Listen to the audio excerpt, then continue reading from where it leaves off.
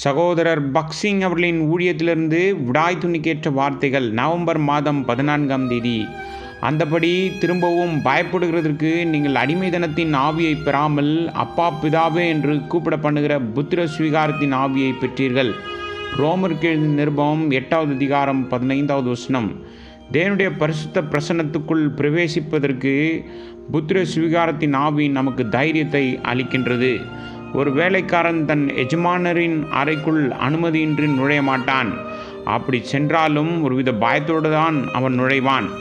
ஆனால் ஒரு மகன் தன் தகப்பனிடம் தைரியமாக வருகிறான். ஒருவேளை அவன் சிறு பையனாக இருந்தால் தகப்பனுடைய சட்டைப்பையில் அவன் கையை கூட வைக்கலாம்.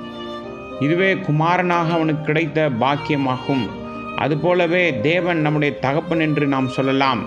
எனவே நாம் எந்த நேரத்திலும் எந்த தேவைக்கும் தைரியமாக அவரிடம் செல்லலாம். எந்த ஒரு சோதனையிலும் நாம் பலவீனமாக இருக்கும்போது பலத்திற்காகவும், நாம் மனசோர்வடைந்தால் அவருடைய அன்புக்காகவும் அனுதாபத்திற்காகவும், நம்முடைய எல்லா பிரச்சனைகளுக்காகவும் சரியான பதிலுக்காகவும் அவரிடம் நாம் செல்லலாம்.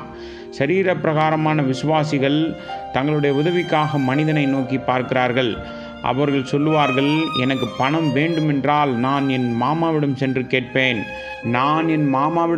கேட்பேன் என்று சொல்வார்கள். கண்ணீரோடு அல்லது முகஸ்துதியுடன் மாமாவை அணுகி தங்களுக்கு என்ன வேண்டுமோ அதை கேட்பேன் என்பார்கள். ஆனால் பரலோக தகப்பன் வேறு யாராலும் செய்ய முடியாத உதவியை செய்வார் என்பதை ஒரு ஆவிக்குரிய மனிதன் தன் இருதயத்திலிருந்து அறிவான். அவன் தேவனுடைய வாக்குத்தத்தங்களை மறைமுகமாக விசுவாசிக்கின்றான். மேலும் அவர் அவனை திருப்பி அனுப்ப மாட்டார், உதவ மறுக்க மாட்டார் என்பதையும் அறிவான். இந்த அறிவு அவனுக்கு எல்லா சூழ்நிலையிலும் ஜெபத்தில் தைரியத்தை அளிக்கிறது. தேவனுடைய பிள்ளைகளாகிய நாம் அவருடைய உடன் வேலையாட்களாகவும் உடன் பங்காளிகளாகவும் இருக்கிறோம். நாம் ஆவிக்குரிய ரீதியில் வளரும்போதுதான் இந்த தைரியத்தை ஒரு பெரிய அளவில் அனுபவிக்க முடியும். வல்லமையின் ஆவியானது மகிழ்ச்சியுடனும் பொறுமையுடனும் நம் சுமைகளை சுமக்க நமக்கு உதவுகிறது. விதிவிலக்கு இல்லாமல் நாம் அனைவரும் ஏதோ ஒரு சுமையில் இருக்கின்றோம். இது குடும்பம் அல்லது வியாபாரம் அல்லது சபை தொடர்பாக காணப்படலாம்.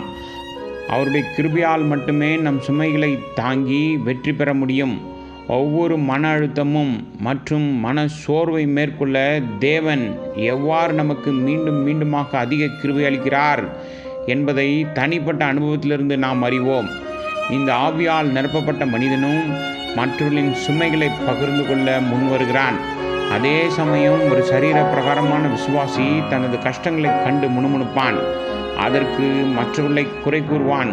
ஒரு விசுவாசி தனது சொந்த சுமைகளை சுமக்க பலமோ விசுவாசமோ இல்லாத போது அவன் அவனது அண்டை வீட்டாருக்கும் சிநேகிதர்களுக்கும் அவளுடைய சுமைகளை சுமக்க எப்படி உதவ முடியும்? ஆவிக்குரிய மனிதன் தேவனுடைய விலையேற பெற்ற வாக்குத்தத்தங்களை சார்ந்து என்னை பலப்படுத்துகிற கிறிஸ்துவினாலே எல்லாவற்றையும் செய்ய எனக்கு பலனுண்டு என்று சொல்கிறான்.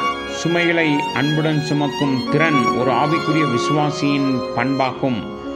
ஆரம்பகால சபையில் தவறான போதகர்கள் தவறான கோட்பாடுகளால் கிறிஸ்தவர்களை ஏமாற்றி தவறாக வழிநடத்தி கொண்டிருந்தனர். அவர்களின் நோக்கம் பணம் சம்பாதிப்பது மட்டுமே. ரோமருக்கு நிருபம் 16வது அதிகாரம் 17 மற்றும் 18வது வசனங்கள். சரீர பிரகாரமான கிறிஸ்தவர்கள் எளிதில் ஏமாற்றப்படுவார்கள். ஆனால் ஆவியில் நிரப்பப்பட்ட ஒரு மனிதன் பரிசுத்த ஆவியின் அபிஷேகத்தின் காரணமாக உண்மையை புரிந்து கொள்ள முடியும். யோவான் சுவிசேஷம் 16வது அதிகாரம் 13வது வசனம். எனவே எதிரியின் தந்திரமான சாதனங்களுக்கு எதிராக அவன் கவனமாக இருக்கிறான். இதனால் அவன் தவறான தீர்க்கதரிசியிடமிருந்து பாதுகாக்கப்படுகிறான்.